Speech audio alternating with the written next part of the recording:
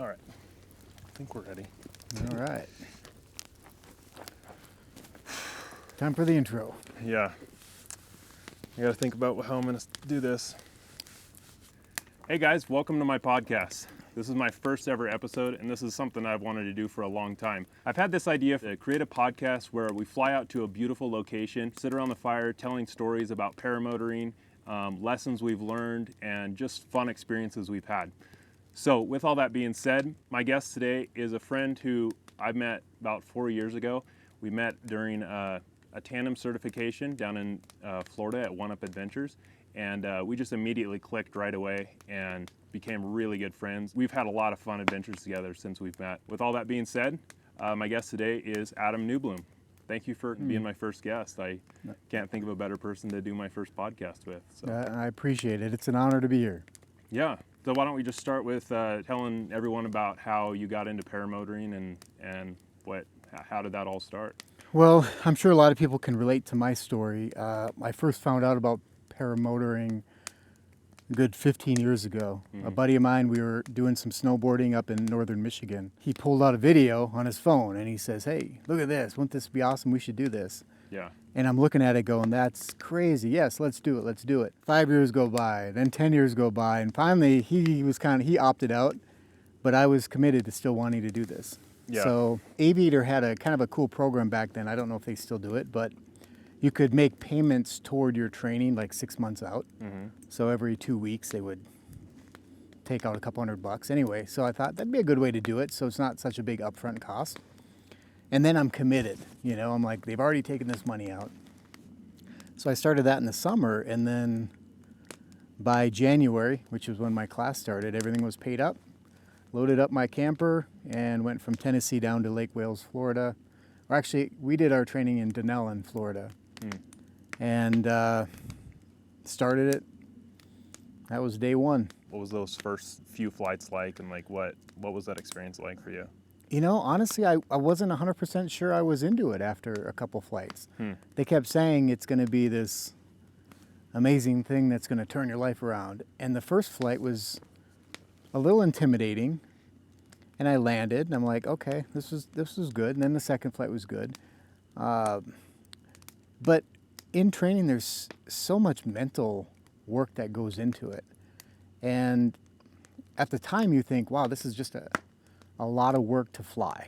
What a lot of people don't realize is once you start building those skills and they become somewhat automatic, that's when flying becomes super fun because it's not so stressful of taking off and landing safely and without falling on your face. Once you get past that part, then the enjoyment of flying comes into play. How long was the training then? Was it like 10 days? I think it was just a little over 10, I think you could go up to 14 days, like 10 to 14, so depending on how many flights you got in. Yeah. And I completed everything, I think, in 10 days, the minimum, and then hit the road back. So I bought up my paramotor there. So I loaded that thing in my camper, and they were going to ship me my wing when it came in. So Yeah. I was committed. Yeah. What was your first paramotor? I went with the Parajet Maverick, and my first wing was the Ozone Spider 3. But the Spider, honestly, I think it would have been a better wing if I could have flown it in training. It was a little intimidating to fly a Mojo in training, and then all of a sudden they shipped me a Spider, and then my first flight by myself at home is on a different wing, faster wing. Everything went smooth, but it lands a little bit different. It's not so floaty, and some of the skills that you develop over time you don't have in the beginning. So I came in fast many times and didn't flare hard enough or things like that. So it's a little intimidating when I got home. Yeah. You and I both loved Parajet. We both own Parajets, and you got a beautiful Parajet Zenith right behind you. That's yours. Yeah. Why did you decide to stick with Parajet, and what do you like so much about them?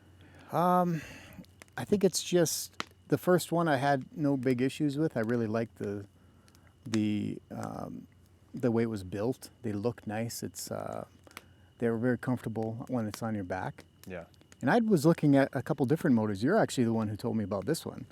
Oh, I don't know that's if right. you remember that. Yeah, because I was thinking of getting a new motor that could break down, and you're like, you know what I want to get? Yeah. And you told me about it, and then I looked it up, and I got hooked on it. So Yeah. yeah, because you fly the The Parajet Volution 3. which they don't make anymore. No, Yeah. they don't.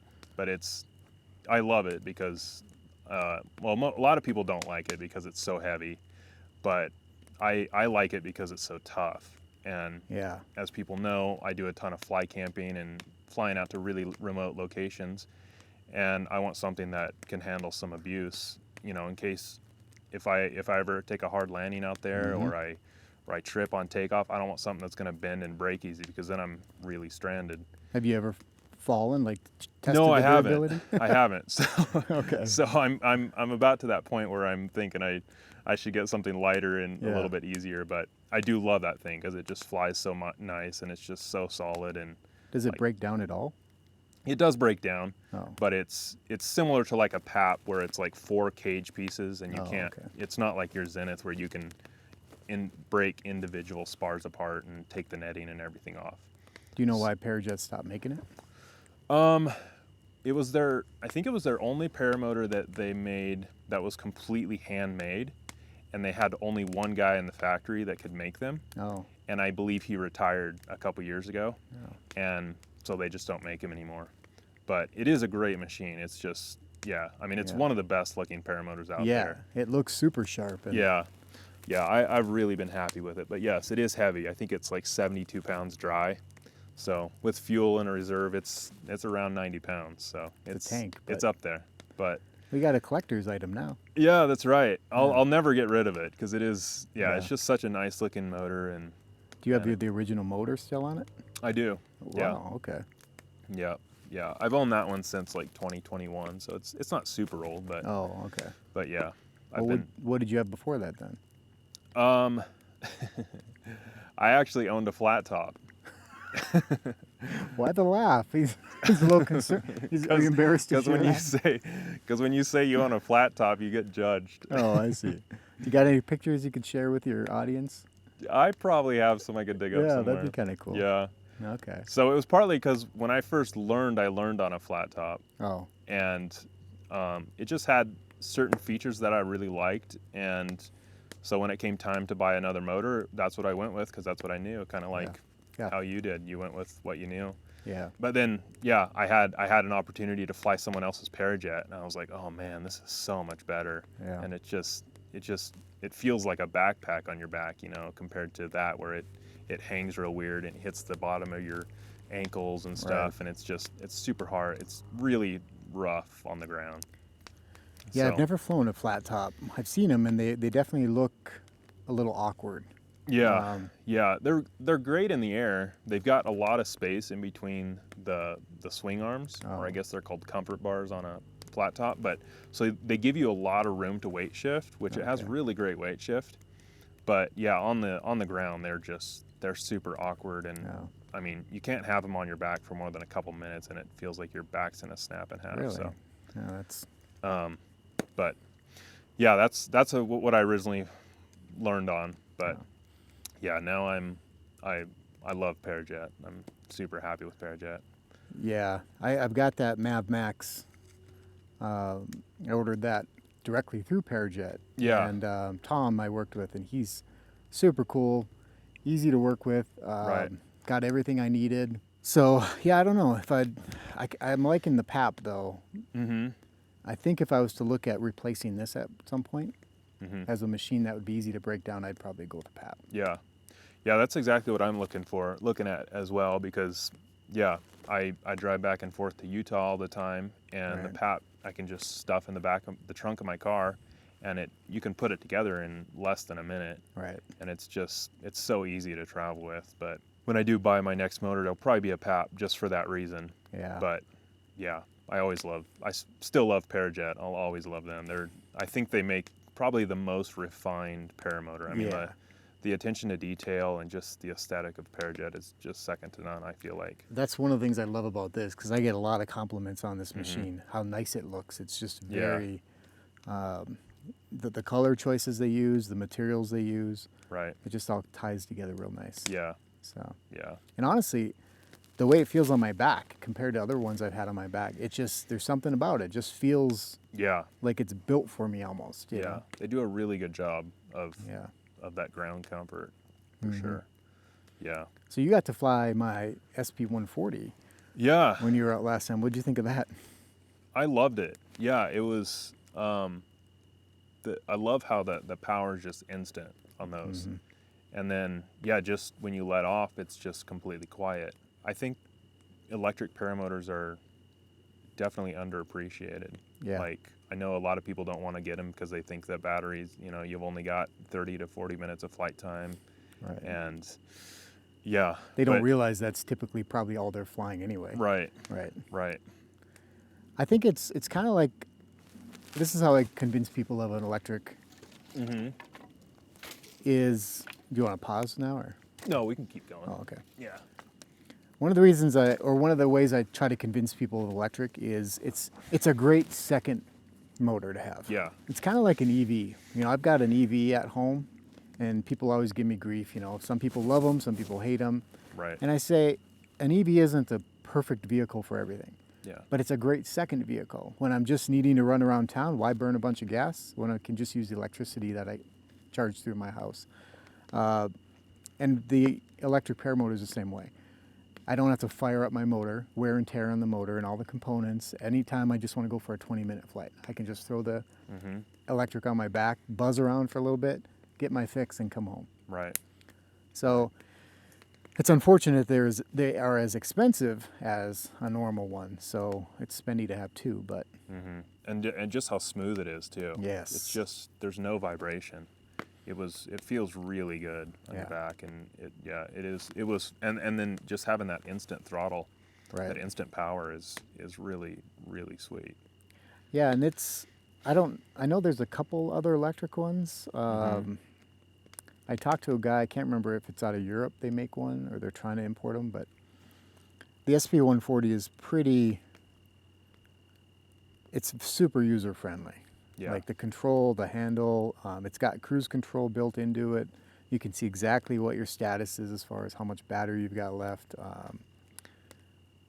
time of flight, altitude, all that kind of stuff. So it's kind of it's a lot more high tech than a lot of the gas ones. Yeah, and you have a bunch of different paramotors. So you've got the electric, you've got the Zenith, you've got Mav Max, right? Yeah, and that's got the EFI in it, yeah. Yeah, right. You got an EFI, and then you've got a trike with a Cosmo 300. Right.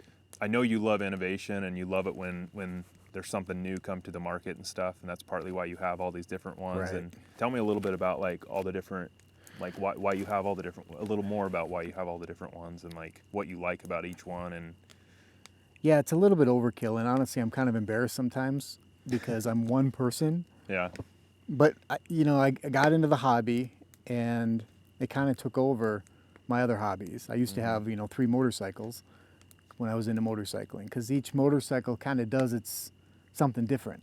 So when you want this kind of ride, you take that one. And paramotors are not the motor itself. Obviously, the wing is more going to change the dynamics of flight. But like you said, with technology as soon as the EFI was coming out, I put an order for one. It was like 9 months before I would actually get it, because I knew that's the tech I wanted to try out. And the same thing with the electric. I knew it wasn't going to fly as long, but hey, this is something new. How does it compare? And I love to just do the comparison. I've done a couple videos on like how that compares, when people are trying to troubleshoot. yeah, But honestly, if I had to just choose one, I would choose this one. Really? The Zenith with the Moster 185. Granted, it's a little bit more work to maintain, but it's a pretty easy motor. yeah, If all things were the same cost-wise, then I'd do the EFI. But right now, the EFI is just quite a bit more expensive yeah, for not anything more than better fuel efficiency and maybe reliability. Right. So, right. but Yeah. that'll come down. We know that. Yeah, and then you and I both bought the Fly Product Zenith trike with the Cosmo 300, because we, like I said, we both got our tandem exemption at the same time, and then we immediately bought trikes afterwards. And, which is kind of cool because One Up Adventures is awesome because they only do 2 people at a time. And you and Yeah. I just happen to be the 2 people for that Yeah. particular class. From farthest parts of the country, Tennessee to Idaho, yeah, and we show up in Florida to do this class. right. So, Yeah, and we just, like I said, we just clicked right away. yeah. And yeah, Well, you got to throw in that you made me look bad because we get on these trikes, and for anyone who's done trike training, first thing they do is they want you to taxi. You know, that you don't get to fly yet. You got to taxi the wing, and this guy gets on there, and he taxis all the way down, moves around, and I remember I think I was standing next to Allie, and she's like, "Wow, he's super good," and I'm like, and I think I got like 30 feet, and then the wings all over the place. So. really, I don't remember that. You but did so I'm good, glad you Pat. remember it like that. Yeah. Yeah, you went way down and then off to the left. I'm like, "Where's he going?" You just kept going. I do remember it clicked like really quickly, but Yeah. I didn't remember it. I got it on like the first try. It was pretty close to the first. And, Yeah. But you and I both, I think they even said we did really well. We picked up on things very quickly in the Yeah. class, and we were You and I flying. both flew on the first day, Yeah, that's right. Yeah. Yeah. but we had both been flying for quite a while, and Right. yeah, I mean, we were both very experienced by that time. Yeah. But so I mean, yeah, transitioning to a trike was real easy. So why'd you choose that particular trike? Say again. Why'd you choose that particular trike? Well, I wanted something. The thing I liked about the Zenit was it's got the big tires on it, and then it's got the ability to fold it all down and travel with it, which really appealed to me because I was planning on. I haven't done much of it, but I was planning on, traveling with it and stuff. Right. And yeah, I also like to fly out and land in rough terrain and stuff. And that one's it's got suspension on it, and it's got. Like I said, the bigger tires than Right. maybe like the Flash Cruiser and the other one. So, and then just how compact it was, and yeah, I've been super happy with it. I've done a lot of tandems with it. I know you have too, and Yeah. yeah, I think the biggest complaint, and you and I have talked about this before, is how, it's got big tires, so it gives it the ability to go kind of off-road, but that prop Right. spins so low to the ground. right, It would be nice if there was a way to boost that up a little Yeah. bit. yeah. That is the one thing you got to be careful of for sure. Right. Because I don't really tend to travel with it much, and I don't break it down and travel with it much at all. I think if I were to go back, I would get the next one up. I think is the Eco 2 Lite, Oh. just because you got more space in between you and the passenger. That's the one thing I don't like about it is it's really tight. It is, yeah. Like when you got a passengers, because you always have to climb in first and then let the passenger get in, or otherwise it's almost impossible to get Right. in. So I think if I were to go back, I'd probably get the next size up. And that's the thing. The only time I broke mine down was when I did my road trip up to see you, and we flew our trikes. But Right. I haven't broken it down since then. So. Right. Because it does break down, but it's not easy. You almost need 2 people Yeah. to fold in the tires, and Yeah. so Yeah. it would be nice if they came up with some simpler ways for things like that. The biggest complaint, and I've talked to 2 people, I've talked them into buying the Zenit trike, and I always tell them the main thing is the wheels, because they're literally just a couple inches wider, and if it was a couple inches shorter, it would fit in a 7-foot trailer. Yeah. But because it's just a little bit too wide, you have to get an 8-foot wide trailer. Yeah. And I had to modify my aluminum trailer by cutting part of the rails off and putting a little platform just to be able to get it onto that. Yeah. So it's just for a machine that you would think that that people are buying it to kind of take places to fly, they would think they would make it more to fit in a standard. Because an 8-foot wide trailer is a big trailer to tow around. Yeah. So, Yeah. but you built your own trailer. Yeah, I did. Yeah, I built a that's custom pretty trailer sweet. to fit it perfectly. Yeah. And I actually built the trailer just big enough to fit the Eco 2 Lite, just in case I ever upgrade. So, Wow, that's planning ahead. yeah, yeah. Yeah. I wonder if One Up Adventures has like a trade-in program. Right, Trade in your other one for the upgrade. Yeah. right, yeah. Yeah. Well, what made you choose One Up for your training? At the time, they were one of the only schools I could find that offered a tandem exemption, Oh, especially like with a trike. And I always wanted to learn how to fly a trike. And yeah, I can't remember any other school at the time offering a tandem exemption. okay. So that's kind of why I chose them. And then yeah, it was wintertime, and me and my wife wanted to get out of the cold and go somewhere warm for a little bit. And so yeah. What about you? Why'd you choose it? Anthony Vella, he did his review on the Zenith Yeah. because he bought one. And he was the one that also like really got me stoked Yeah, about it too. because he did some very thorough. He went through it. He loved the trike, Mm-hmm. and yeah, so he kind of was one who convinced me. So I met him in Wauchula, Florida, and then I went and talked to Travis and Allie, and they showed me the trike. They're like, "Hey, take it out, like buzz it around, see what you think." And I liked it so much, I'm like, okay. So I signed up, and Yeah. so it just worked out. And they're really cool to work with, so I Yeah. knew they'd be a fun Yeah, class. they were so great. I would encourage anybody to go with them and get their training. Yeah. I loved how they didn't give you too much at one time. Right. You would sit in the front seat of the trike, and then whoever was in, like if it was Allie or Travis or whoever would be in the back seat, they would control the throttle, they would control the steering, and all you had to do was control the wing. Right. And then once you got that down, then they would give you the throttle and the wing. And then once you got that, then they'd give you this, and I really liked how they did that, and it made learning just super quick. Yeah. And they were so cool when, like, even if you messed up something, if you messed up or you did well, they were super cool about it. I mean, Yeah. they praised you when you did great, and if you messed up, they're like, yeah, no big deal. Just Yeah. work on this. I mean, Right. super good instructors. Yeah, absolutely. I was really impressed with them. Mm-hmm. I would highly recommend people to go to them if they want to learn how to fly a trike. Yeah, I definitely like that trike. You got to fly the Eco too, so you haven't got to fly that yet. Oh yeah, that's right. I did. Yeah. Yeah, at Bad Apples this last year. Yeah. That was sweet. So you got to be careful because when you fly it, then you get back in yours and you're like, it's not an Eco 2, but Yeah. Yeah. Yeah, that was.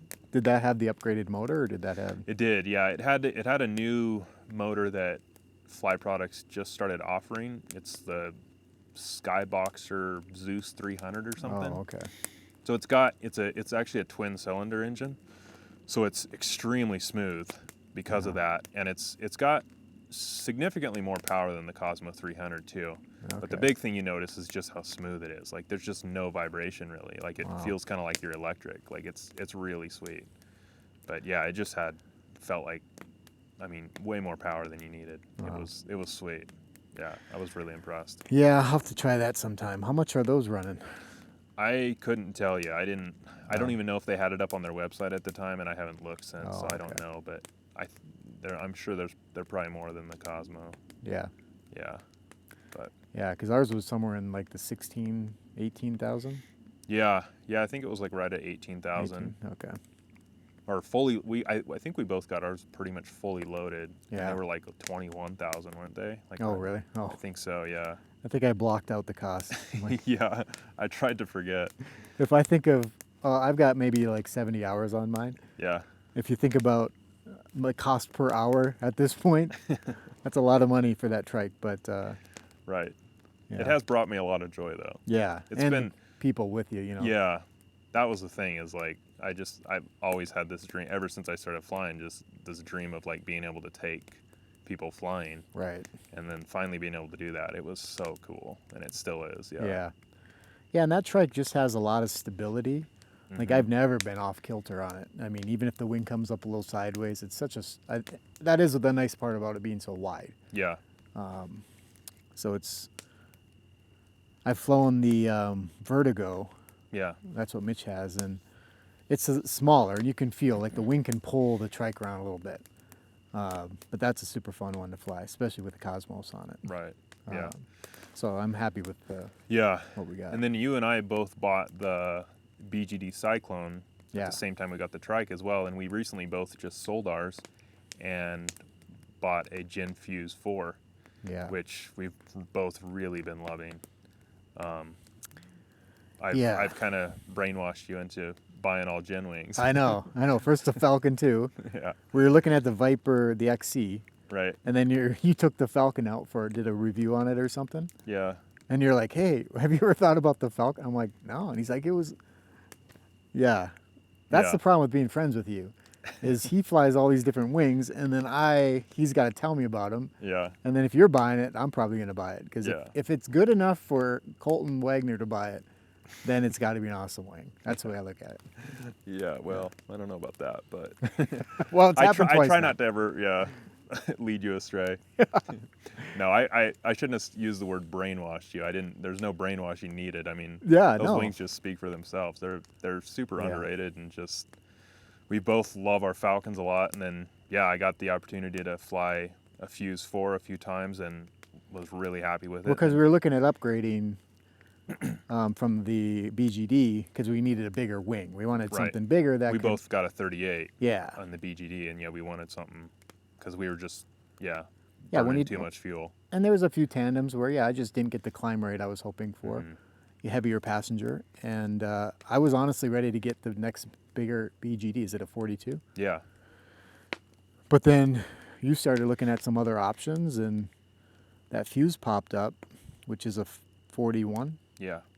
Yeah, and that we talk about this so much because we both like the wing, but it's got such functionality. Like I fly it solo. Mhm. I fly it just with my regular my foot launch. Yeah. Even though it's this massive wing, it is so fun.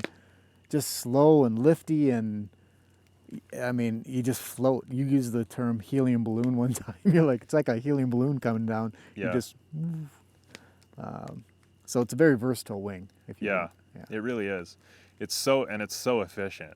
It's so lifty. I mean, you just, even with a heavy passenger, you pop up off the ground so quick. Yeah. It comes up nice and slow. It's such a lightweight wing. Like I launch it all the time without using the A assist. Right. And like a lot of especially bigger wings you fly on a trike, you go to launch it and they just, as soon as that wing hits, it just yanks your hands back. Right. And this one, like, it's so light and so easy to inflate it never even, you barely even feel it.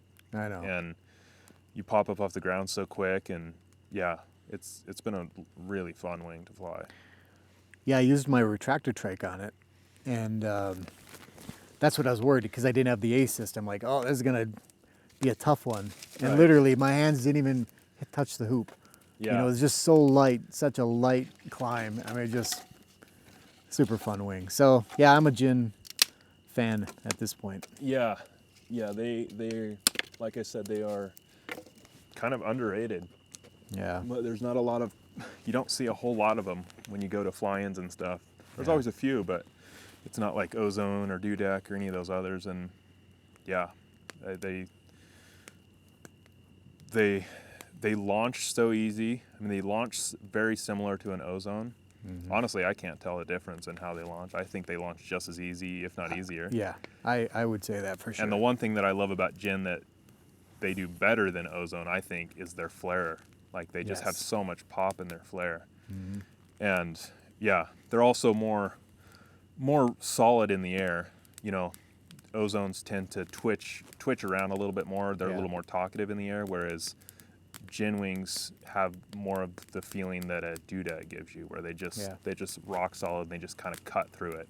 But they still are a little talkative. They're not quite Yeah. as solid as a Dudek, but they're like the perfect medium in between the Ozone and the Dudeks. That's exactly how I would describe it. It's Ozone feels good, but it does feel a little bit soft. Dudek feels rock solid, Yeah, but they've got their own, they've got more difficult launching. Yeah, Yeah. that's usually the biggest issue.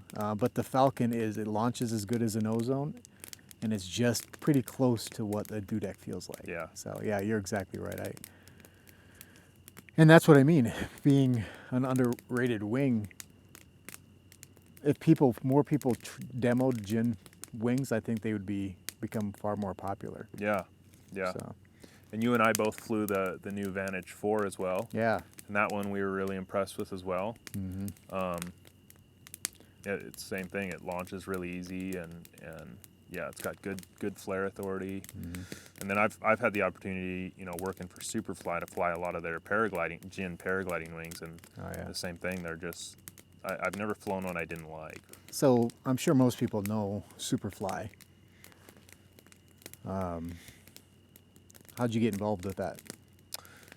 Yeah, well, Chris Santa Croce, the owner of Superfly, he was actually the guy that took me on my very first flight back when I was 16 Oh, years really? old. I didn't know that. Yeah, Oh, okay. yep. So me and my family at the time, like I said, I was 16, and me and my family at the time were traveling through Salt Lake, and I convinced my dad to stop in Salt Lake for a night so that I could go do a tandem with at the point of the mountain there. And so, yeah, obviously I did it and immediately fell in love with it. I already knew I wanted to do it, but my parents insisted that I go do a tandem first, Oh, just to make okay. sure I liked it and I wasn't scared and stuff. So, yeah, I've known Chris for, 15 years now. And then just over the years, I slowly, well, not over the years, several years ago, I stopped in at Superfly and said hi to him again. And then, Did he remember you as a 16-year-old? no, he didn't. No. I And I remember didn't you. expect him to. I mean, he meets there's so many people through there. So you weren't like screaming and carrying on. No. This is amazing. Yeah. Yeah. While I was there, just visiting the shop and talking to him stuff, I offered to just shoot a video for him while I was in the shop. Oh. So I just pulled my camera out and ran around the shop for an hour shooting a video. And then I went home and edited it. And yeah, it was just a really fast-paced, quick-cut video, just real flashy. And he absolutely loved it. And so then a week or two later, he called me up and be like, hey, we'd love to fly you down here and have you shoot some content for us and stuff. And of course I was like, oh yeah, I mean, Right. definitely. Right. This is right up my alley. So yeah, I went down and spent about a week down there just shooting and flying with him and flying at the point of the mountain and stuff. And then, yeah, and then I just kind of started doing more and more of that. He wanted me to create content for him just on my own when I was back home and stuff. And then, yeah, as of last summer, I quit my full-time job at my family's lumber mill and went full-time into videography and photography and working for Chris and Trevor Steele at Backcountry PPG and multiple other people around the U.S. as well. So Yeah. that's kind of how it started. That's amazing. I didn't realize you knew you did that so long ago. Like, Yeah. that was the first time you got off the ground was with Chris. Yeah. That's pretty wild. Yeah. I even have a video of it somewhere, like on my dad's computer. Yeah. I had like a little like handheld camcorder that I took flying with me that morning. And I remember like being so excited to go fly. And I remember the second my feet lifted off the ground, it literally took my breath away. Like in the video, you can hear me like gasping for air. Really? Like I was just so excited. And yeah, so it was very cool. Kind of interesting how life works out, you know. Mhm. As a 16-year-old boy, who would have thought, Yeah. 15 years later, you're going to be working for the guy, shooting videos and getting to fly all these amazing wings. And Yeah.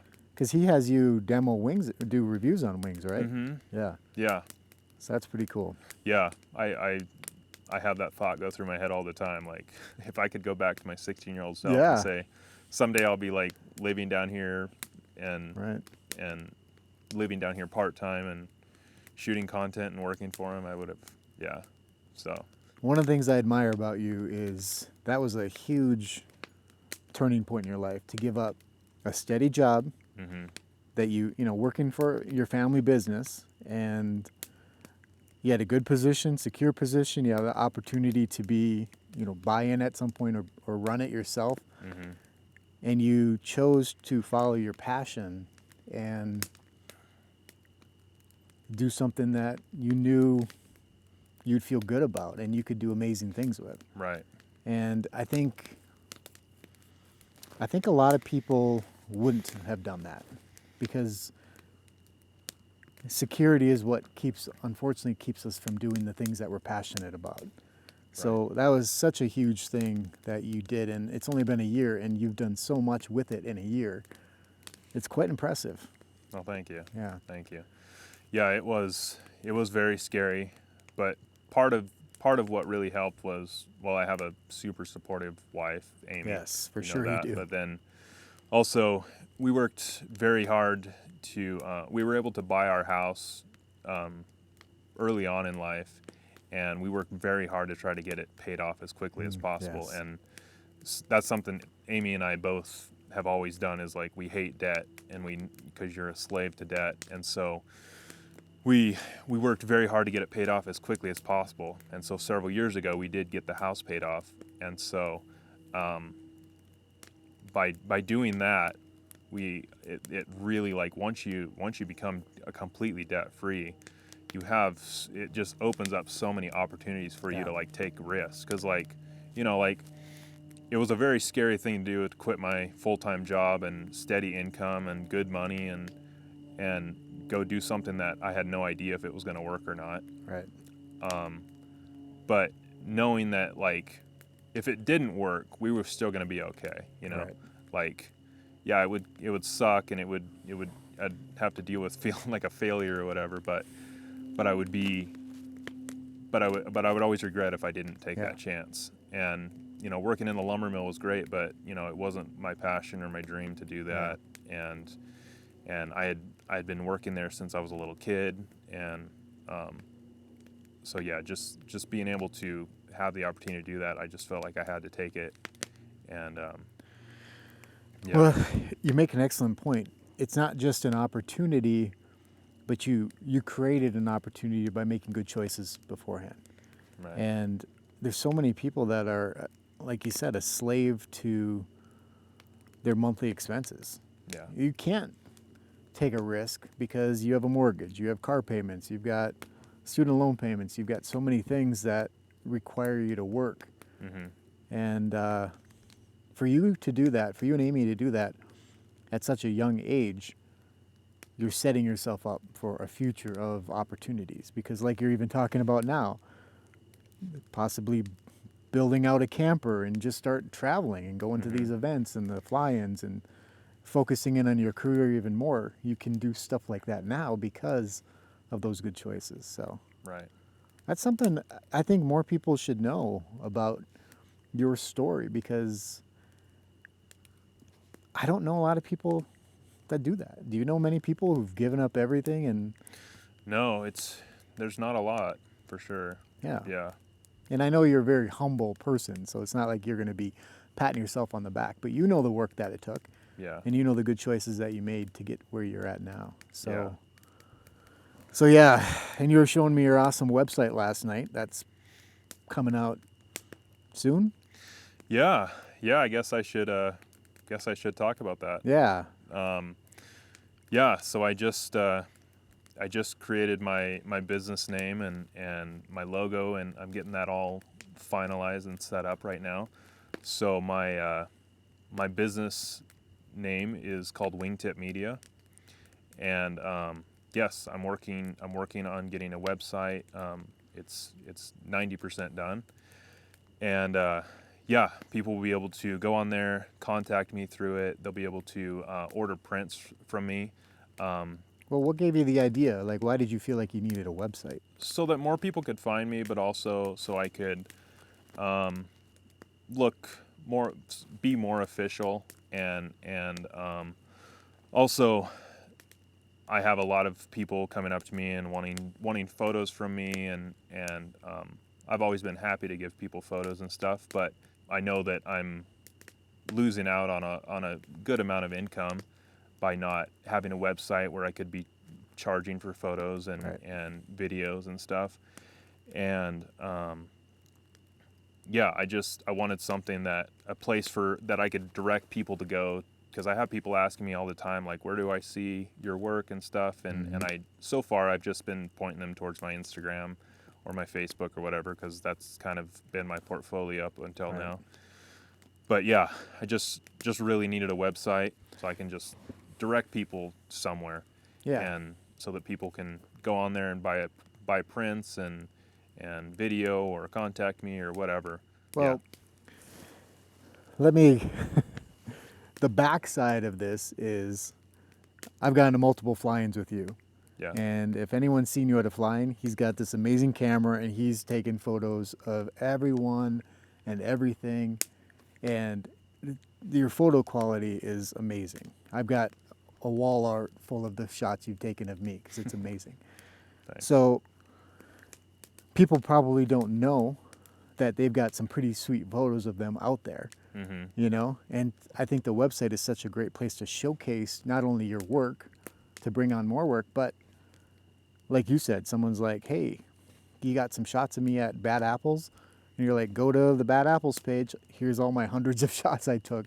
Yeah. And they can purchase it right through there. Yeah. So anyone who flies paramotor, you know, it's so cool to see yourself with the backdrop, you know, and some of the shots you get from the air or from the ground, I mean, it's incredible. Yeah. You know, it makes you fully appreciate what we're doing. You're like, that's what you look like in the sky, or that's what you look like next to that rock formation, Mm-hmm. or wherever you're flying, you know. Yeah. So you have a very creative way of capturing that, and it's going to do really well. Well, thank you. Yeah.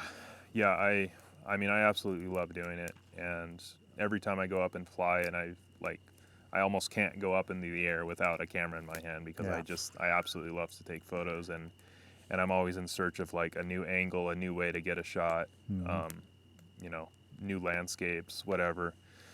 But yeah, that's with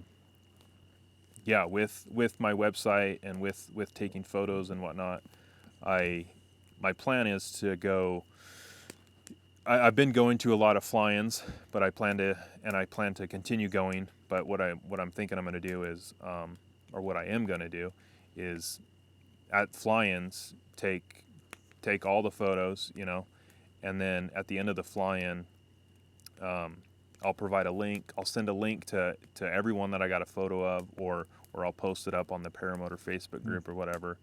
And that link will send you to a gallery on my website of that entire event. And then people will have the opportunity to go on there, buy any photo, whether it's a digital copy, if they want a metal print, a canvas print, a paper print, a framed print, whatever. They'll be able to purchase it directly from my website.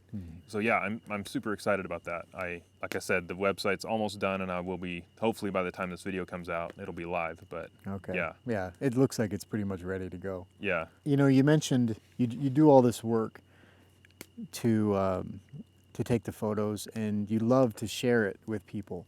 But you've got such, like, the camera you have is like probably costs close to what my first wing costs. I mean, you've got the equipment that is super expensive and is able to do all this. So it's not like you're making a lot of money with this job, but you're got to offset your costs. Right. And it allows you to keep making such good content, whether it's video or photography. Right.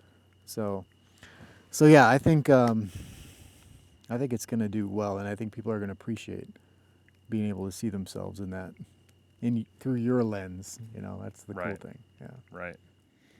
Yeah. Do you have any regrets? Have you thought ever in the last year, because it's been a little over a year now since you quit your job? Yeah. Any thoughts of, man, maybe this would have been easier to stay back? Truthfully, yes, I do. Yeah. For sure. There's some days where I'm like, the thought goes through my head like, what am I doing? Like, this is just not going how I wanted it to go, or just feeling like I'm not good enough at what I do, or I'm not skilled enough, or, you know, someone will come to me with a video project or whatever, and I feel so underqualified, and so yeah, definitely there's times when I feel like I made the wrong decision, or I have regrets, but overall I know it's not, and I'm super glad I did what I did, and but there's still days, you know, with anything, like with anything, you have doubts, and you're like, yeah, that's part of also, I mean, everybody I talk to that owns their own business and stuff, they say the same thing. Like, there's just days where it's just like you just want to give up. Yeah. And you feel so inadequate, but yeah. I think what a lot of people don't understand about being self-employed is when you have a job, you go to work, and when you're done with work, you're done with your job. when you're self-employed, there is never that Yeah. break. Yeah. Because for you, it's coming up with ideas or market yourself or, how am I going to shoot this video? Yeah. And that isn't time you're paid for. You're not compensated for that 24/7 hamster wheel that keeps spinning in your head. Now the payoff is, like you and I have talked, middle of the day. You're like, Right. I'm out on a hike, and then I'll go back and shoot some video when I get home. Like the Yeah. flexibility of Yeah. when you can be creative and work. That's one of the Right. huge payoffs. Right. So yeah, what you're feeling is exactly what you should be feeling. And yeah, you're right. I think anybody who has taken that step feels the pressure of, did I make the right choice? But I look at it this way. There is no way, if you had chosen to stay in that job, the regret of what if, Yeah. it would stick with you your entire life. Like, Yeah. maybe I could have done it. Maybe I could have made something, You don't want that. Right. I mean, yeah, thanks for that encouragement. But I remember you saying to me shortly after I did quit that, like, even if it doesn't work out and I'm not able to make this work, like, I'll never have regret Right. of, like, taking that risk and at least trying, And yeah, so. There was a podcast I listened to a long time ago when I started my business, because I was nervous too. It's like a lot of money you're putting into it, you're sacrificing or maybe giving up opportunities. Mm-hmm. And he said, this guy was like on his third or fourth business. He's like, my first one lasted 6 months, failed. Next one, 18 months, failed. And he says, I have no regret for each one, because each time I went back and I got a job, earned some more money, started a new one. And then Yeah. finally the fourth one stuck. Yeah. And that's the way I look at it. Is I went into my business thinking I would rather do it and fail than not do it and wonder what could have happened, Mhm. So, Yeah. and most businesses take 3 years is like the term to actually turn a profit. But you're starting something that is, like we were talking about earlier, where you don't have the fixed costs outside of your equipment, Mhm. So your biggest hurdle, which I think we both agree on, is you're more of a perfectionist. So you Yeah. will invest tremendous amount of time to make something perfect. Right. So, which Right. is a good thing in your field. Yeah. But It can be a problem at times. yeah, if anyone ever saw how long he prepped for this, okay, so I took a nap. I took my dog for a walk. I made myself something to eat. I loaded up my motorcycle. I even went for a flight, and he's still getting everything exactly here. So if anyone wonders if this guy, if he's got, the focus and he's determined to make me a good video, to market my product, I'm telling you what, he's going to put 1,000% into it. Yeah. Yeah. So Thanks. yeah, Yeah. It's a problem sometimes. but it's a good problem. That's what makes. Yeah. That's the difference between someone who starts a business and succeeds and someone who starts and fails. Mhm. Is you have to have that passion, and because you don't have a boss looking over your shoulder saying, you better do better than that. You need to do better. Mhm. You're the boss. You have to constantly be telling yourself, I need to do better. I need to do better. I need to do better. Right. You can drive yourself crazy doing that. Yeah. But that's the payoff. Yeah. And yeah, I have no doubt in the world, whether it's this or you end up being bigger and you're like shooting videos for Boeing, whatever it is, you're going to do super awesome with this creating content like this, because that's your gift, man. Thanks. So Thank you. yeah, I really appreciate that. That's very nice. and you found it. That's pretty cool that you were able to find your gift. And Yeah. yeah, Yeah. Let's maybe tell some stories, some paramotor stories. yeah, I know you do a ton of traveling all over the U.S. You've flown in way more states than I have, and I'm sure you have some cool stories. I know you had a scary incident once going down in the water. yeah. Maybe start with that one. That was crazy. Oh man, that was pretty early on in my flying. I think it was within the first year. Oh wow. And just one of those bad decisions where they teach you exactly what they tell you in class, don't do this, and you get caught up in the moment. I'm flying with a buddy of mine. So we're flying in a familiar area. We've done it a few times, and there's this really somewhat shallow river, and it's wide. The trees are wide. I mean, it's easy to fly down this river. And we were buzzing down it, and we turned around, looped up, and we started heading back the other way, and I led the way. We didn't check it ahead of time, and I had no idea that there would be a power line going across the water. You know, there was a house that was built on the other side of the river, and they just ran a line straight across. So I'm flying, we're chatting over comms, and I see the line. And honestly, I wasn't overly concerned. I thought, yeah, I'm probably going in the water, but I knew this wasn't like a real deep river, you know? Yeah. I didn't realize that we had gotten quite a bit of rain, or I didn't compute that we had gotten quite a bit of rain. So they opened up the dam earlier in the week, so the water level was actually much higher than traditionally is. And the spot I just happened to go in was a pretty deep spot. So I just cranked hard on the left brake and swung it to avoid the line, and I just went bloop into the water. So you didn't actually hit the line? No, I avoided the wow. line. How wide was this creek? Well, figure with the wing, you could probably get 2 wings Okay. that wide, you know. Yeah. But I ended up landing somewhat in the middle, which was the deepest part. Right. So when I hit the water, my first thought is put my feet down, like I can touch here. Yeah. And I couldn't touch. And so when I hit the water, I went in, and then I kind of floated up for a second, and I kind of felt the wing go down and all the lines kind of settle on the water. And I undid my straps. So I got my chest strap and my waist strap. And as I'm going for my leg straps, I started getting pulled down. So the weight of the motor was pulling me down, and I had to get my arms up and then like kind of flap the water to keep myself up. Yeah. And then I'd reach down again, and I couldn't get them loose.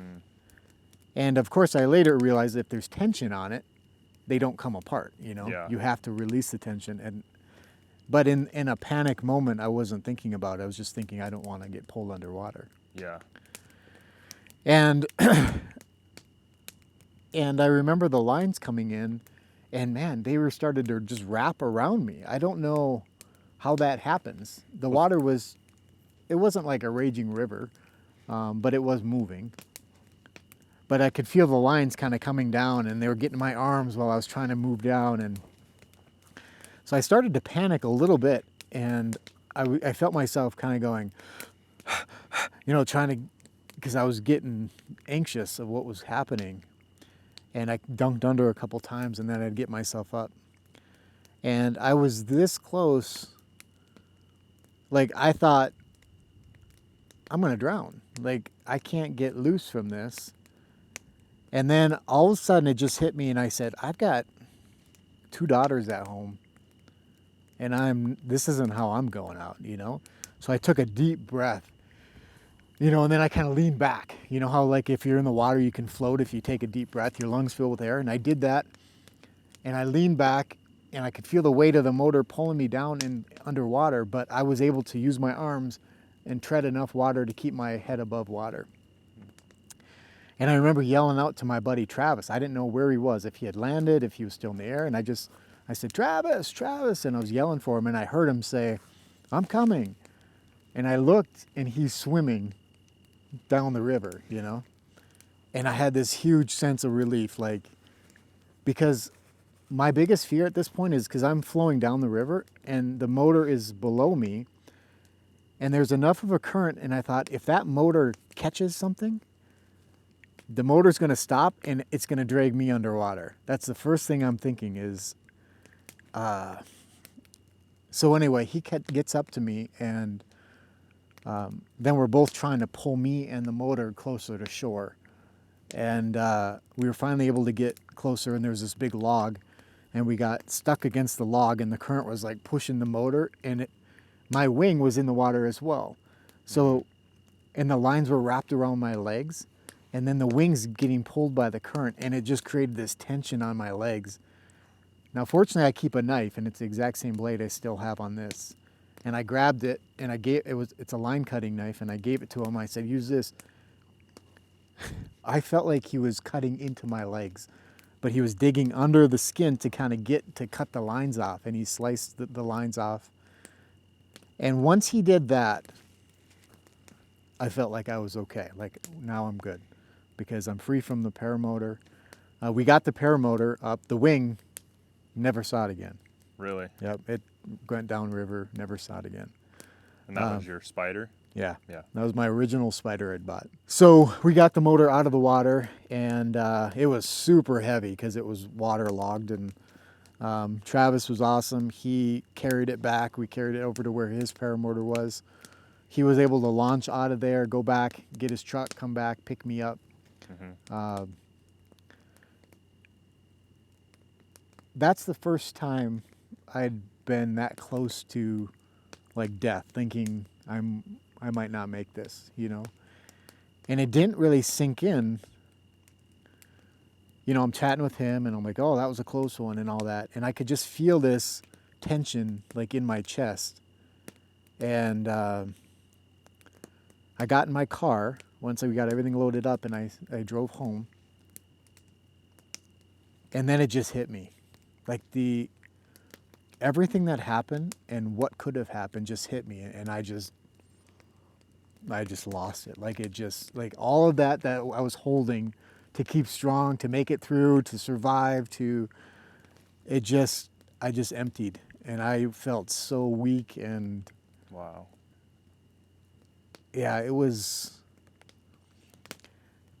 And people gave me crap about it after that. Why are you flying still? Like, friends and family, like, you almost died and you're going to go back and fly. And it had nothing to do with flying. The flying wasn't the reason. It was not checking for power lines before we went down close to the water. Yeah. So that was it seems like it wasn't that long ago, but it was, 4.5 years ago. But I still remember it, and I'm very cautious around water. I rarely fly over water now, just because it's not worth it. Even to go in the water and be okay, it's not worth a waterlogged engine and damaging equipment or a wing. So Yeah. yeah. Do you feel like it's changed you in other ways? Like, having that experience changed you in other ways, or like, do you feel like you have more of an appreciation for life and flying since then? Yes. Yeah, it's. The funny thing is, the next day I ordered another Spider 3 because I didn't. It's kind of like that old saying: if you get bucked off a horse, you get back on. And Right. and I didn't want too much time to go by before I flew again. Yeah. Because I was worried that I might start thinking maybe I shouldn't do this. But I've done a lot of things in my life. I've ridden motorcycles my entire life, and I raced motorcycles. I've done some pretty extreme hikes, like in the backcountry, and so there's things I've done where my life has been at risk. But that's the first time I have felt out of control, like I didn't have control over my survival. Yeah. At least for those few moments. Yeah. So. Man, that gives me chills. Water scares me so much. It's funny because, people who are good swimmers think if I'm a good swimmer, I'll be okay if I go in the water. And I've had students through my program, we talk about if your car ever goes in the water, and I ask them, how many of you think if your car went in the water, you're a good enough swimmer, you could swim out? Oh yeah, they raise their hand. Because we have this idea that just because you can swim, and I'm a good swimmer, I can swim just fine. But there's anxiety that comes into play too. And when you're trapped and you're confined and you can't, holding your breath is one thing where you're like, when you go underwater, yeah, that's great. But when you're panicked, you don't have breath to hold. Yeah. And it's a totally different scenario. So. When you hit the water, did the wing, I assume, fell in front of you? I believe so, yeah. So it fell downstream of you. I think it fell actually upstream. Oh, so you were flying upstream. Yeah. Oh, okay. I was flying upstream. So I think when I hit it was maybe sideways. So then it kind of floated back and I was pushing it. That's like the worst too, like flowing right back into you. Yeah. And I remember panicking so much. I was thinking the wing was something for me to grab onto because it was just something in front of me, and I'm Yeah, sinking, yeah. and I'm like grabbing the wing, and it's sinking too, and you just go to this panic state. You don't think you would, Right. because I'm always the type, I'm like, oh yeah, I'll figure it out. If something bad happens, I'll keep my cool and make it work. But Yeah. you don't. I didn't. Yeah. So yeah, that was the worst thing, and I think what it taught me, what I probably learned the best is, or the most out of that situation is just, there's risk. There's risk in what we're doing, Mm-hmm. but the more methodical you are and the more you plan ahead and think ahead, you can minimize the risk. And that's what I've done. I've never had anything close to that in the last Yeah. 4 years. Yeah. So, and I've flown over the ocean or on the beach of the ocean, over lakes, and when you come to Tennessee, we go over the lake, but what do? We go up high and go over, so we have plenty of glide. Mm-hmm. Yeah, so you just learn. You hate. It's one of those things where you can't teach somebody that. It's almost like you don't want people to have to experience that, Yeah. but to experience it makes you much more aware of that true risk. Right. So. Right. Yeah. Oh, we lost the light. Oh, which light? That one over there. Oh, Well, yeah, that's all right. yeah. we're good. Yeah. I don't know if you guys can hear it, but it's like currently raining on us right now. Yeah. So as long as it doesn't get worse than this, we can keep going. But Right. if it gets much stronger, I'm gonna have to get my cameras under the Oh yeah, under yeah, some yeah. Good shelter. point. But Have you had anything scary? Now you do a lot of remote stuff. I mean, you're like flying out in the backcountry where. yeah. Yeah, thankfully I've never had anything happen out in the backcountry. Well, I do have one story. It's nothing near as scary as yours, but I do have one story. But yeah, I know that if I continue to do what I do, like flying into the backcountry and fly camping and stuff, I know at some point something's gonna happen, right? Right. Like maybe not something serious, but something where I break a prop or something and I get stranded and I gotta hike out and stuff like that's. Mm-hmm. But I accept that every time I go out, and I know that's That always would be one possible. hell of a hike Yeah. out of there. Yeah, Yeah, that's crazy. yeah, but yeah, nothing is scary or as you experienced, or I've never come that close to death before. But one story that is kind of a good story. I was out fly camping one time. I had this mission to fly over this like huge mountain range, and land at a little airport next to this lake. And I took off. It was in the evening. I took off and started heading that way. And I had to fly south of where I took off for a spot for me to cross the mountain range, because there was a safe area for me to cross over, with like some outs and stuff. And so on my way to where I wanted to cross, I encountered a pretty strong headwind the entire time. And so I ended up burning just way more fuel than I wanted to. And so by the time I got to the spot where I wanted to cross, I didn't have the fuel to do it anymore. And so I started looking at options of like, okay, I don't think I even have enough fuel to get back home. And so I started looking for places to land and just camp for the night, and then I'll figure it out in the morning. And so here there was a mountaintop just not too far from me, and it had a nice big opening on it. And so I was like, oh, perfect. I'll land there and camp on top of this mountain for the night. So I landed, and everything was fine, but because my original plan was to fly to this airport and land there, like I didn't bring like a lot of the supplies that I needed. So I didn't have extra water. I didn't have a gun with me. I didn't have like hardly anything, because I was planning on eating Right. at the airport, and I had water there and everything. So luckily I did have a water purifier with me. So I found a tiny little mud puddle up there, and I had to scoop water out of that and sift it through my Wow. water purifier and drink that. How'd that taste? It tastes like mud. Ah, It was clean, but it tasted like mud. okay. So Anyway, I was up on top of this mountain. I got my tent set up. Actually, that tent right there, it's the paramotor tent. And so this mountaintop is it's a pretty tall mountain. It's around 7,000 feet, and there's a town down near the bottom of it. So there's a little bit of light coming up from the town, right?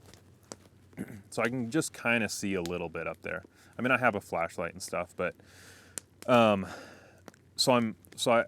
I go to bed. I get in my tent, and I'm about ready to fall asleep, and all of a sudden I hear a bunch of howling like down the mountain, and I live in an area that has lots of big game animals, and we got wolves and coyotes, and from the way they were howling, I've heard coyotes howl a lot, and I was pretty sure it was coyotes because I know what they sound like, but there's obviously a good chance that it was wolves because I was up in the mountains, way up in the mountains. And so they just howled for, like a minute or two, and it sounded like there was probably about 7 or 8 of them. And again, I don't have a gun with me or anything. And so I'm just kind of laying there, and I'm like, well, I'm not too worried because I'm pretty sure they're coyotes. I know what coyotes sound like. And so I start to fall asleep, and right as I'm about to like doze off, all of a sudden I see these silhouettes circling my tent. And because there's light from the town down below, I can see the silhouettes of them. And there's just these either wolves or coyotes just circling my tent. And I just lay there completely quiet, not moving. I have no weapon or anything. Like I said, I think I had How long ago was this? Huh? How long ago was this? This was about 4 or 5 years ago. Oh, jeez. Yeah. And I just laid there completely quiet. I think I had like a pocket knife or something. I had that in my hand just in case. Not that would do much, but I was like, it's all I got. And I can just see the silhouettes, and they just circle me for like maybe a minute or two. And eventually they take off and they leave, and I don't hear them the rest of the night. And so nothing ended up happening, but it was a pretty scary night. Because then, of course, the rest of that night I don't sleep at all because every time I hear a noise, I think they're back. And I'm still not sure if they were wolves or coyotes, but that sounds like a wolf pattern. But I guess coyotes probably do that too. Yeah, but it was it was a long night. Oh, geez. And it was like I said, I was not prepared that night to sleep on top of a mountain. It was like late fall, so it was very cold up there. I woke up with like thick frost over everything. I didn't have because I was planning on just sleeping at an airport. And so since then I've learned that like you prepare for the worst every time, even because you never know what's going to go wrong. But yeah, even we talked about that flying out here, if we got stuck somewhere. So what'd you say? Bring a bottle of water and a couple tools and And that's one thing I always keep a toolkit with me. Just like an extra plug, some zip ties, some in case I ever needed to.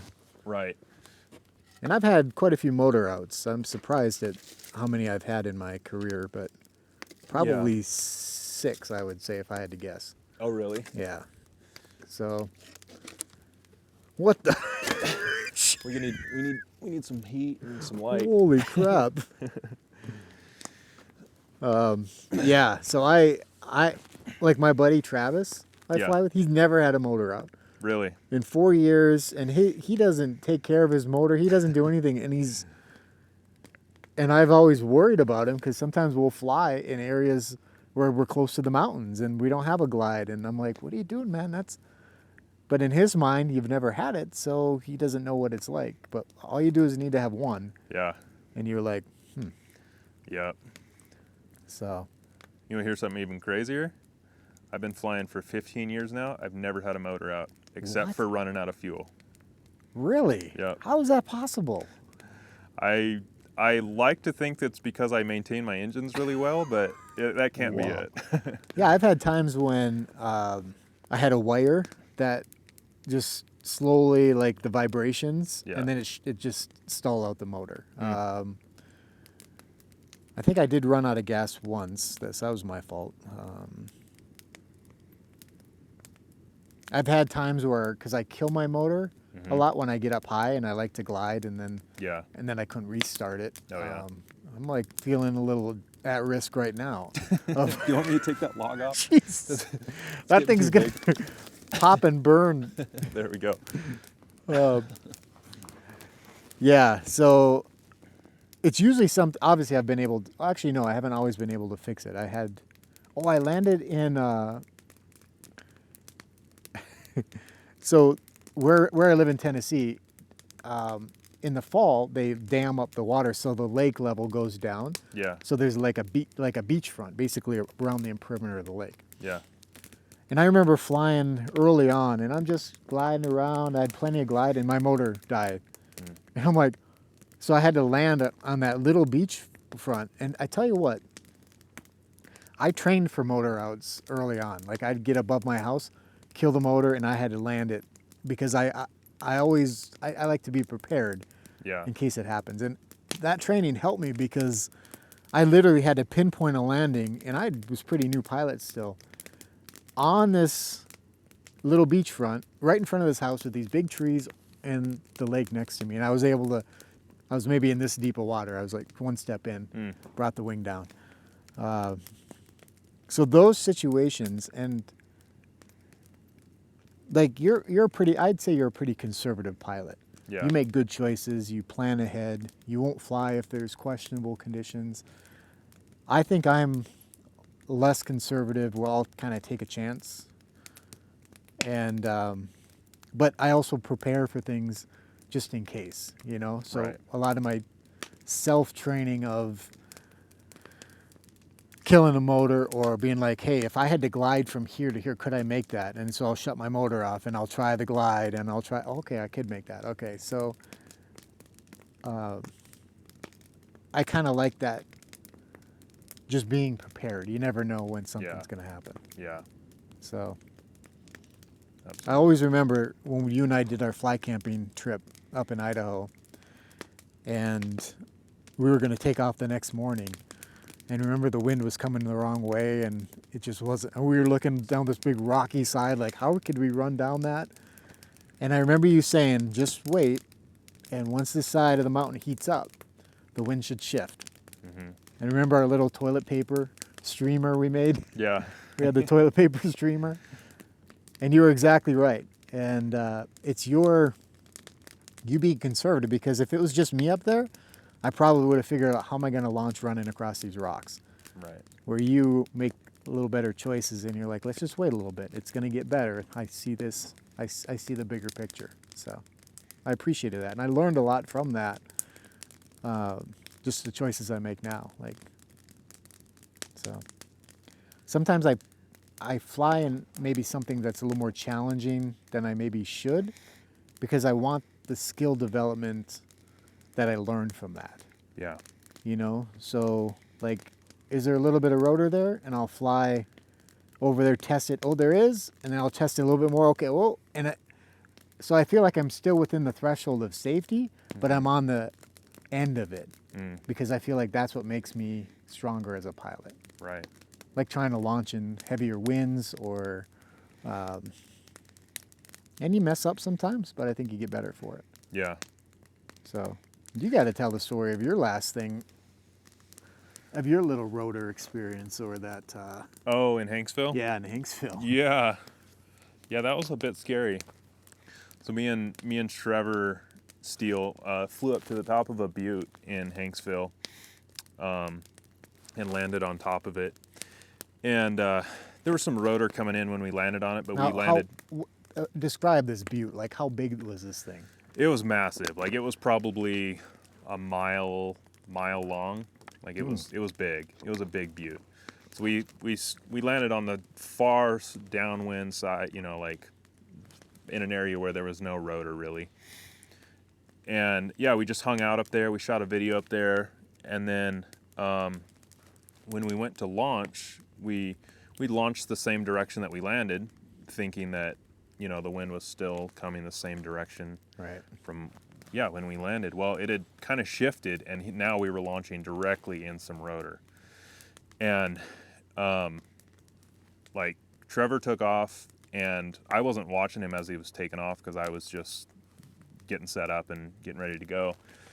And I launched, and so yeah, he launched, and then I launched, and I got up, and I was about 30 feet off the ground, and right about that time, Trevor called me, and I answered it, and he was like, "You're about to hit some major rotor," and right as he said that, I hit it, and my wing just went soft. I was only 30 feet above the ground, which it wasn't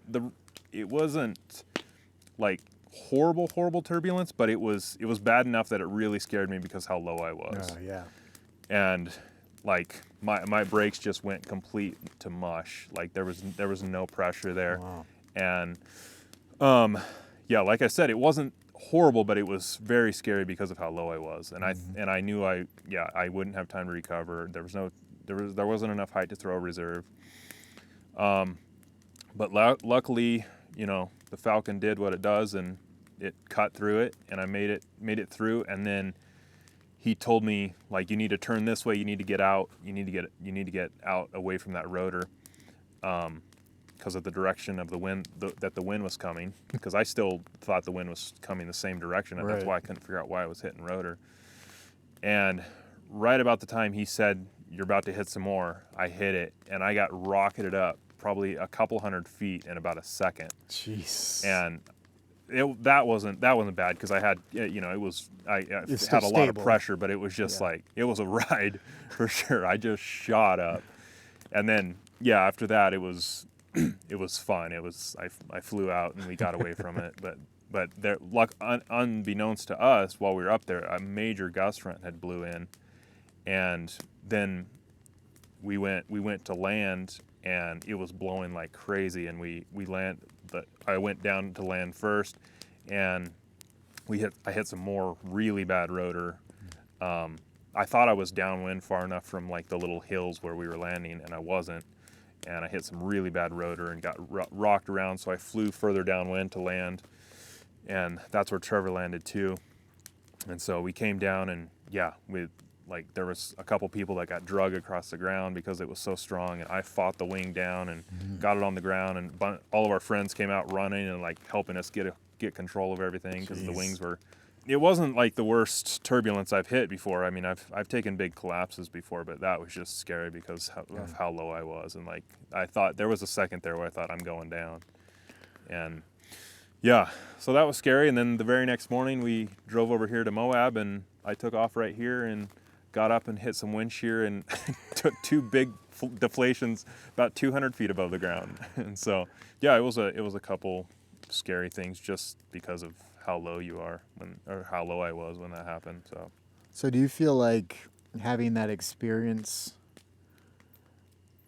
do you trust your equipment even more? Like knowing what that just went through, and it still did what it was supposed to do. Mm-hmm.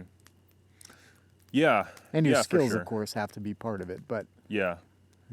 There's something to be said for the strength of, or the resilience of the wing. Yeah. I remember when I first started flying, even that Spider, I didn't trust. I'm flying, and if I felt it bump, I'm like, okay, it didn't collapse. Okay, like for some reason, my mind thought these things were very fragile, and you had to do everything.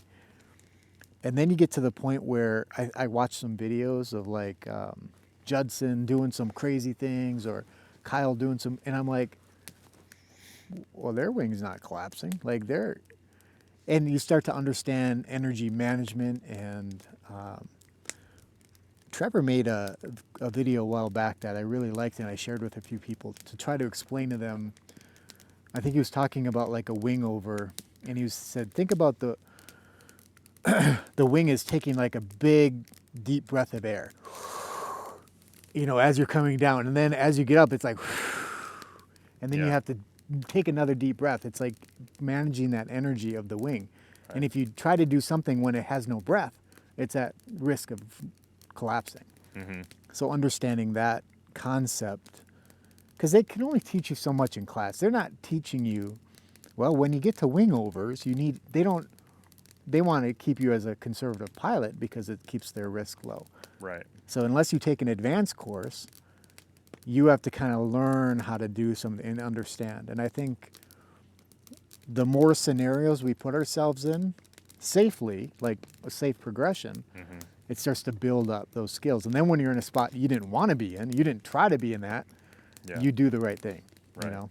Yeah, I don't ever want to be in a bad situation that I feel out of control. Yeah. And I've flown in pretty turbulent conditions where I still felt like I had some control. Like it, maybe not for a second, but then Yeah. all of a sudden you're like, okay, everything's good. Fly the wing. Yeah. Yeah. Yeah, it's a very scary feeling to be in a situation where you don't feel like you're in control. Yeah. I've had a few of those. Yeah. Actually, the very first year I learned to fly, I learned to paraglide before I learned to paramotor, and that's mostly what I did for the first 2 years, was just paragliding. And one of my first flights off of a big mountain, I took off in too strong a wind, and I got blown back over behind on the back side of the mountain. And that was a very, very scary feeling, because I didn't have the skills to know what to do. I knew about rotor. I knew I was going to go down in rotor. I didn't have the, I didn't know that you should turn and fly downwind and fly as far downwind as you can away from the mountain and land, like I was just flying backwards, and there was nothing I could do about it. Or there was, but I didn't know what to do. As I started to go over the backside, I started to descend, and that was one of the scariest moments I've ever had, because I knew like the rotor's coming. Yeah. And like you said, when you're new, like every little twitch that the wing does, like you're scared, like you don't know if you're gonna die all of a sudden, Right. And luckily I went down, and the rotor, it was a pretty gentle sloped mountain, so the rotor wasn't too bad. I got bounced around a little bit, but it wasn't bad. And the bad part was the mountain was completely covered in trees. Yeah, I was gonna say, I think I remember that spot you showed me. Yeah. And so I was just looking for any opening in the trees to try to like put it down in. Right. And I saw one spot, and there was like big boulders like this, like all over, and I was like, that's not going to be ideal. I'm going to definitely break a leg or something if I go down there. And at the last minute, I happened to see like a little like old logging road, but it was kind of overgrown with trees and stuff, but it was like it was open enough that I thought maybe I could maybe do it. And so I aimed for that, and I went down. And as I descended down, there's about 50-foot trees on either side, and my right wingtip caught the tree, and I swung over into the tree, and then dropped on my back probably 20 feet or 30 feet maybe. Luckily, because the wing was caught in the tree, it slowed me down quite a bit, and then there was a big bush I landed in, and then the harness I was flying had a lot of back protection in it. So all those combined, I didn't really get hurt. I tweaked my back a little bit, but basically the worst part of it was just, it took me an hour or two to dig the wing. Yeah, I was gonna say. But that was a very, very scary feeling, just feeling completely helpless, and like just knowing that or especially at that time, thinking like, okay, I'm gonna die now. Right.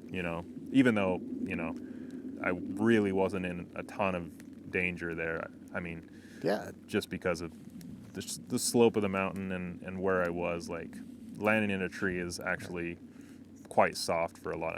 That's they teach that in paragliding a lot. Like if you've got a river or a tree or rocks to land in, like aim for the tree. Trees are pretty soft. So. Yeah, but at the moment. Yes. Yeah, when it you're was up very scary. looking down at the trees, you don't want to land in them. Yeah. Especially it being, maybe my second or third flight off of a big mountain. Yeah. Like, yeah. Yeah, there's something about the sport I don't think you can teach, and it's you start to build this connection with the wing. I can never come up with a great analogy, but I like to use a motorcycle as an analogy. When you ride a motorcycle and you're going through twisties and stuff, you understand the physics of it. You understand the physics of the lean. You understand the physics of the body position. And you become part of the motorcycle, and that's what you're allowed to do some of the things where people look at it and say, what are you doing? That's so risky. No, Right. it's actually not risky because you're in line with the physics of the bike. Yeah. And there's something that you can't teach with flying. It's the same thing. The physics of the wing, being able to feel things. Like I've taken people on tandem where it's super bumpy, and I land, I'm like, hey, sorry, it was a bumpy flight. And they're like, no, wasn't bumpy at all. Because the whole time I'm managing every bump with an offset, you Right. know? So I'm back here going like this, I'm feeling it before they're feeling it, or before they would have to feel it. And I wish there was a way to teach that part, because I feel like it would take away a lot of the assumption of risk but I don't think everyone can do that. Right. That's why you see some of these pilots like Trevor, who's an amazing pilot, and he will fly in all of these spots in turbulence and wing collapses and all that, but he's okay because he's got that connection down. Yeah. Yeah. So that's what I want, is I want to build up where I feel very confident in my skills. Now, you can't control everything. You know, we know something can happen and totally just mess your wing up. I mean, then there's Right. nothing you can do. But Right. Yeah. Wind and weather is the one thing we have no control over. yeah, We have the control of deciding whether or not to launch. Right. But that's it. right. It's hard to calculate risk in Yeah. something like this, because to me it doesn't feel very. I'm more worried about tweaking my ankle or my knee on a landing because I slip or something, versus the actual flight, the risk of flight. you Right. know? Right. Yeah. I think about risk quite a bit, and like there's some days where I'll just, or like, you know, there'll be like a major crash in the paramotor world or paragliding world or whatever. And like it causes you to like rethink, you know, like, should I really be doing this? Like, is this like, this could happen to me, you know? Like, it's just because I'm a cautious and safe pilot, like it's still, there's just things that are out of your control. But then you have to think like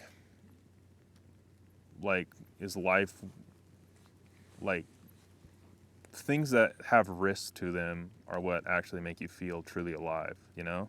I like that. That's exactly Like if you just go through life and never do anything risky, and you just sit on your couch all day, or you just do, you know, very safe things all the time, right. like I don't know if that's really living. And that's like would I rather go through life and not do this and not have any risk, or would I rather go through life and get to experience amazing adventures and flying all these cool places and whatnot, and accept it, like, yes, there's a chance that I might die, or I might be paralyzed or something, you know? Yeah, that's why my motto is existing is not living. Yeah. Just because you're alive doesn't mean you're living, and I'm the same way. It's like just this few days here in Moab, I've hiked some pretty awesome trails, rode my motorcycle on some awesome roads, flew paramotor, and saw some most amazing sights. Yeah. And all those are risky on some level. But what's the point, you know? Like, I saw this video, I was going to tell you about it. My buddy sent it to me. They've got these VR goggles that you put them on and they put you in a wingsuit, and it feels like you're flying.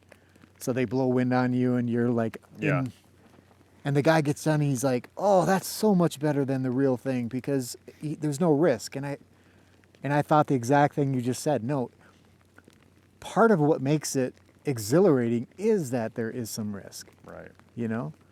Right. It doesn't have to be like you're base jumping off 200-foot cliffs, and if it doesn't work, everything doesn't happen in a second, you're dead. That's way extreme. But yeah, I think you're exactly right.